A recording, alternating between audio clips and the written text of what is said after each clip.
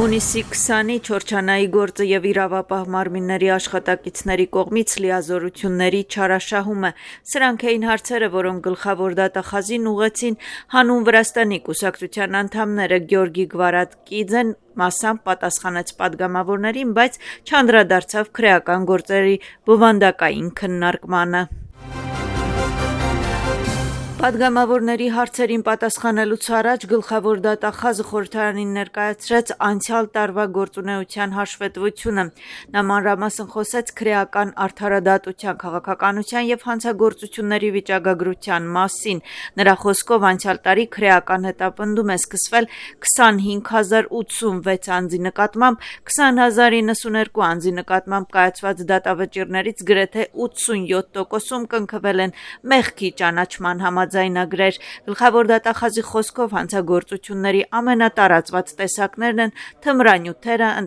ընտանեկան բռնությունը, սպառնալիքները եւ գողությունը։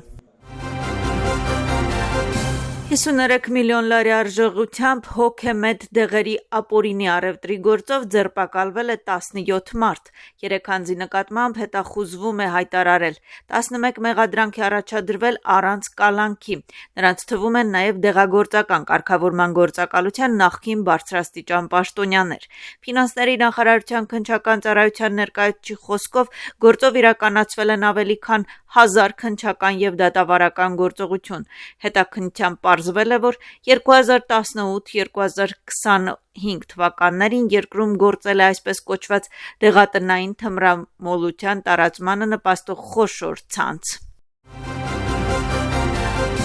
Հոկտեմբերի 4-ին դատավորը հրապարակեց մեղադրյալների դատավճիռները։ Նանա Սանդերը դատապարտվեց 7 տարվա ազատազրկման, Բոննավերյանին եւ Անտոն Ուբերին 5 տարվա, իսկ Մարիամ Մեկանցիշվիլին տուգանվեց 5000 լարիով։ 4 մեղադրյալներից 3 այսօր դատարանի դահլիճում էին, նրանք նույնպես օգտվեցին իրենց խոսելու իրավունքից։ Անտոն Ուբերին դատապարտվեց հեռակակարգով, քանի որ նա թաքնվում է։ Դատախազության տվյալներով նրա նկատմամբ միջազգային հետախուզում կհայտարարվի։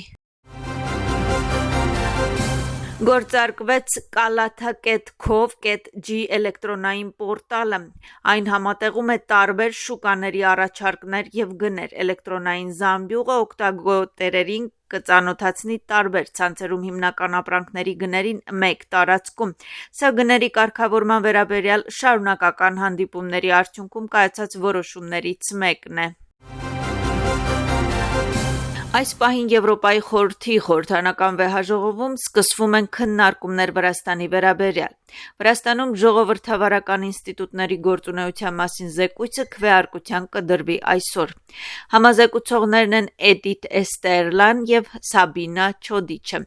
Վեհաժողովը նշում է, որ նախորդ բանաձևերի ընդունումից ի վեր Վրաստանում ժողովրդավարության վատթարացումը շարունակվել է եւ կառավարությունը չի իրականացրել դրա առաջարկություններից ոչ մեկը։ Փաստաթղթում պահանջվում է անհապաղ դադարեցնել ընդդիմադիր կուսակցությունների արգելման նախաձեռնությունը, ինչպես նաև դրանց առաջնորդների, այդ թվում Նիկա Մելիայի եւ Էլեն Խոշտարյայի քաղաքականական դրդապատճառներով հետապնդումները։ Համաշխարհային շուկայում նավթի գինը վերադարձել է ԱՄՆ-Իրան պատերազմից առաջ եղած մակարդակին։ Նավթի համաշխարհային գինը նվազել է 2%-ով եւ իջել 1 բարելի համար $76-ից ցածր։ Սա փետրվարի 27-ից ի վեր ամենացածր մակարդակն է։ Պատերազմից առաջ աշխարհի նավթի մոտ 20% կամ օրական 20 միլիոն բարել անցնում էր նեղուցով։ Իրան-ԱՄՆ համաձայնագրի ստորագրումից ի վեր այս շաբաթ զգալիորեն աճել է ծովային երթևեկությունը։ Իսրայելը դուրս չի բերի զորքերը հարավային Լիբանանից, նույնիսկ եթե ԱՄՆ-ն պահանջի դա, ասել է Իսրայելի պաշտպանության նախարարը։ Վերջինս նշել է, որ հարավային Լիբանանի անվտանգության գոտիներում եղել են ճանապարհահեզրային ռումբեր եւ հարձակումներ իսրայելցի զինվորների վրա։ 200,000 լիբանացի բնակիչ չեն վերադառնա իրենց տներ, քանի որ անցյալում անվտանգության գոտիներում, որտեղ ներկա էին նաեւ քաղաքացիական անձիկ, եղել են ճանապարհահեզրային ռումբեր եւ հարձակումներ իսրայելցի զինվորների վրա։ Մենք դա թույլ չենք տա, մենք դա չենք հայրանա, ասել է Իսրայելի պաշտպանության նախարարության ղեկավարը։